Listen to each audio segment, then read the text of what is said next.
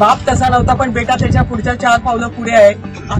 बाप तसा नव्हता पण बेटा त्याच्या पुढच्या 4 पावलं पुढे आहे. असा प्रतिनिधी म्हणून आमदार आम्ही केलेल्या कष्ट, आमचे कार्यकर्ते त्यांनी केलेली कामं, सरपंचांनी केलेलं आपली कामं ही सगळी स्वतःच्या नावावर खपवायची त्याला सवय झालेली आहे. बाप तसा नव्हता पण बेटा त्याच्या पुढच्या 4 पावलं पुढे आहे अशा असणाऱ्या ह्या लोकप्रतिनिधीला कळलं पाहिजे की तू बाबा कधी गेला, तुझ्याकडे हे कधी लोक आली, कधी तू त्यांच्याशी संपर्क साधला, कधी त्यांना काय मदत करायची. त्यांना आनंद होतोय.